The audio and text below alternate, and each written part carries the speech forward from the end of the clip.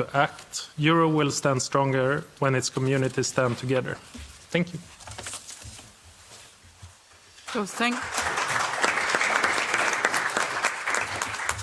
thanks a lot for a very valuable contribution, and I would like now to change the order to give the floor to Mr. Pitera. Thank you so much, and thank you to Vice President Sberna and to the staff of Article 17. And you are right, airplanes cannot wait, unfortunately. So, no, I excuse myself, of course. And from now on, I switch into Italian, if it's possible. Il punto è questo. Parlare del futuro quadro finanziario pluriennale dell'Unione Europea, come è già stato detto dai miei precedenti interlocutori, significa confrontarsi però con una domanda di fondo che è questa: che idea di Europa vogliamo costruire? Perché il bilancio non è soltanto un atto amministrativo, è la traduzione concreta di una visione politica, di un patto sociale e di una nostra identità collettiva. E se riduciamo l'Europa a un esercizio contabile, semplicemente rischiamo di tradirne la vocazione originaria e di tradire un'idea di Europa che era nata proprio per proteggere la dignità delle persone e promuovere la partecipazione, la giustizia e la solidarietà. Come ha detto all'inizio di questa conferenza il commissario Brunner, si tratta di investire invece in valori e in dignità. Purtroppo oggi l'Unione Europea è spesso percepita come distante, come tecnocratica, come un'espressione di elite economiche e finanziarie più che delle comunità reali.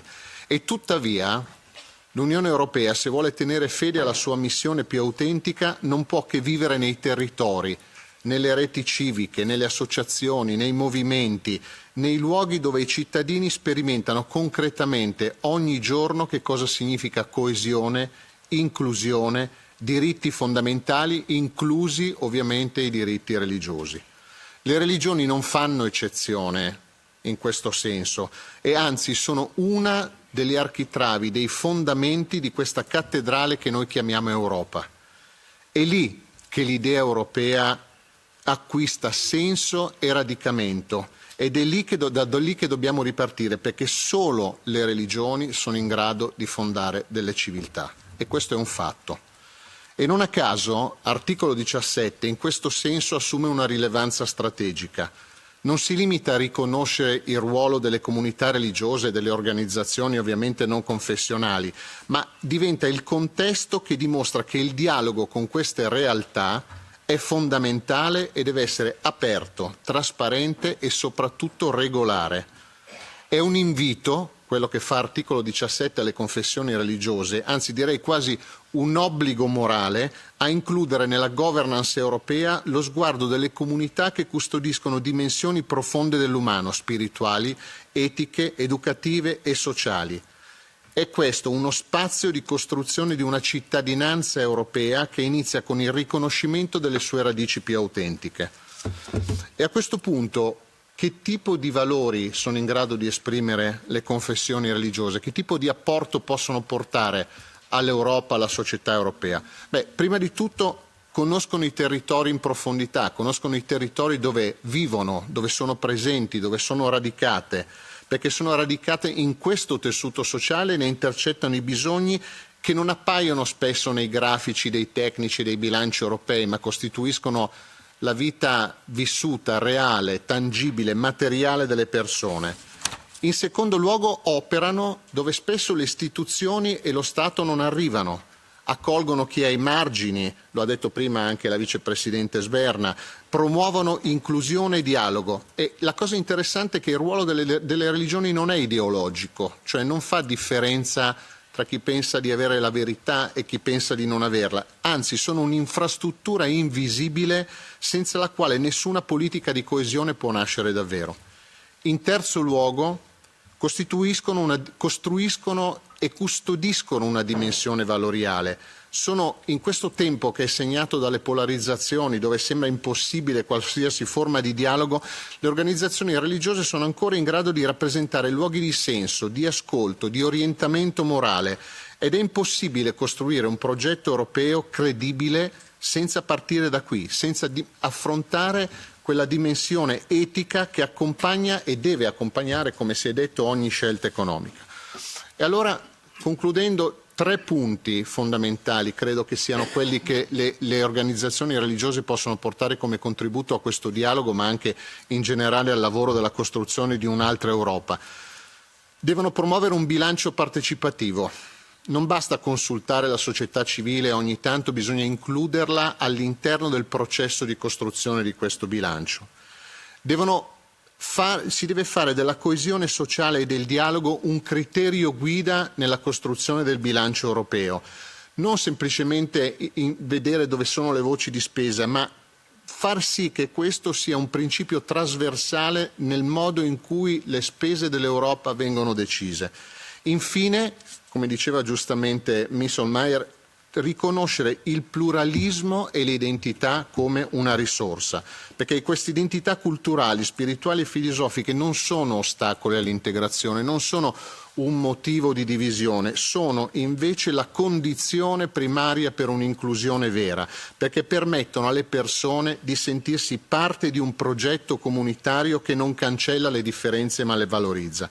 In definitiva, e concludo, andare oltre i numeri del bilancio significa rimettere al centro prima la persona e poi la comunità, con tutto ciò che la comunità comporta in termini di valori, tradizioni, eredità. Significa costruire un'Europa che non sia semplicemente un attore, come dire, un mercato, ma che sia un attore politico vero.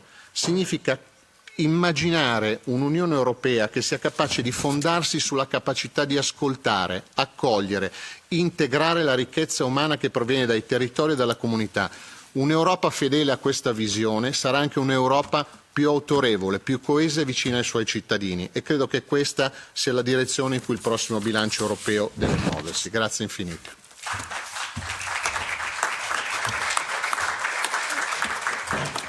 Thanks a lot for this really very interesting, and I share a lot of your point of views that you brought in our debate. But now, as we are welcoming and inclusive, I welcome a visitor group of Ireland. I'm very happy to have you here in our room, in our interreligious dialogue, and it's great that you are visiting us in the European Parliament and participating here. So now I would like to give, it is my pleasure to warmly welcome the representative from the Conference of European Rabbis, Rabbi Albert Guigui. You have the floor.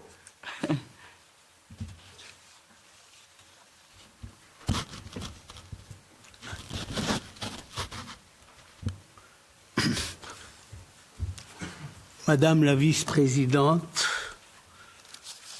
mes chers tous, je vous remercie pour cette invitation à prendre la parole dans le cadre de l'article 17 du traité sur le fonctionnement de l'Union européenne. Cet article n'est pas un détail juridique. Il est le signe que l'Europe reconnaît la dimension spirituelle, morale et éthique de la vie publique.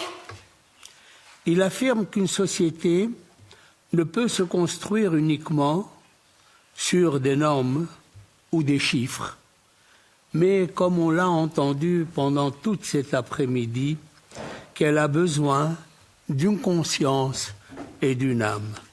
Et c'est précisément de cela qu'il est question lorsque nous réfléchissons aujourd'hui au cadre financier pluriannuel. Le cadre financier pluriannuel est souvent décrit comme un instrument technique. Mais de manière profonde, un budget est un miroir. Il reflète ce que nous considérons comme essentiel, ce que nous voulons préserver et ce que nous voulons transmettre. Dans la pensée juive, il n'existe aucune séparation entre les choix matériels et les choix spirituels. L'économie elle-même est un acte éthique. Et lorsque la Torah nous parle de la tzedaka, par exemple, de l'aide à la veuve, à l'orphelin, à l'étranger, elle ne nous demande pas d'être généreux, elle nous demande d'être juste. Permettez-moi de partager avec vous une petite histoire chassidique qui éclaire notre réflexion d'aujourd'hui. On raconte qu'un jeune disciple demanda un jour à son rabbi, « Rabbi, comment puis-je savoir si je suis en train de construire quelque chose de juste ?» Et le rabbi lui répondit, « Regarde toujours qui est absent à ta table. Si ceux qui sont faibles, silencieux ou oubliés n'ont pas de place, alors ce que tu construis n'est pas juste. » Cette réponse simple et lumineuse résume toute une vision de la société. Un projet est juste lorsqu'il intègre ce que l'on ne voit pas. Les plus vulnérables, les familles fragilisées, les jeunes sans perspective, les minorités menacées, les personnes dont la voix n'est pas portée. Et le cadre financier pluriannuel peut devenir à cette échelle une table européenne où chacun trouve sa place. Nous vivons une période, et on l'a entendu, où la polarisation s'intensifie, où les réseaux sociaux amplifient la colère ou les discours de haine. Et je pense ici en particulier à la montée effrayante de l'antisémitisme. Nos communautés ont peur et malheureusement, de plus en plus, des citoyens européens juifs quittent l'Europe. Et c'est un grand échec pour nous tous, qui fragilise la cohésion européenne. Dans une telle époque, le budget européen n'est pas seulement un acte financier, il est un acte de réparation. Dans la tradition juive, nous appelons cela Tikkun Olam, la réparation du monde. Il ne s'agit pas d'un idéal abstrait, c'est la conviction que chaque geste politique, chaque décision économique, chaque ligne budgétaire peut contribuer à guérir quelque chose du monde ou au contraire à l'abîmer davantage. 3 principes spirituels pour un cadre financier pluriannuel éthique. D'abord, la dignité humaine comme boussole. Le Talmud nous enseigne « Celui qui sauve une vie sauve un monde entier ».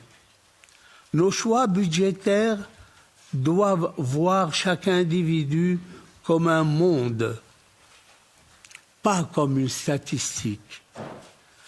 2, la responsabilité collective. La tradition juive, et nous l'avons entendu aussi dans les autres traditions, parle de solidarité radicale.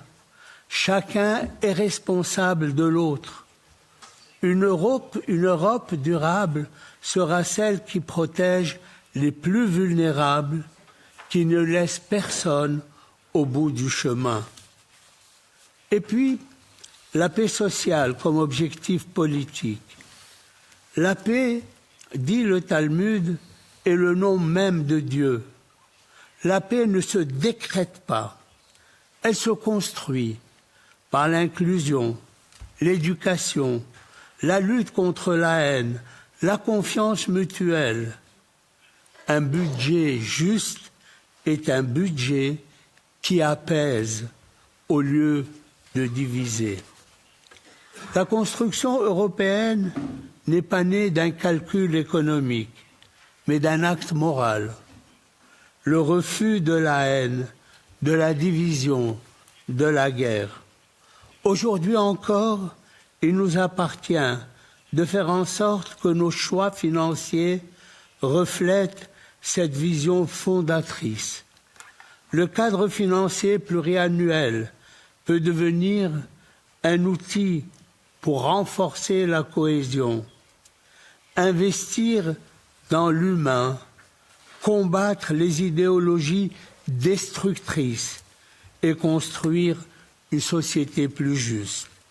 C'est cela que la tradition juive appelle tikkun olam, réparer, bâtir, inclure, donner de la lumière là où il y a de l'ombre. Revenons au rabbi chassidique. Regarde toujours qui est absent de la table. Je crois que cette phrase pourrait guider nos délibérations. Une Europe qui élargit sa table est une Europe qui se renforce. Une Europe qui protège les oubliés est une Europe qui se respecte elle-même. Une Europe qui place l'humain au centre de son budget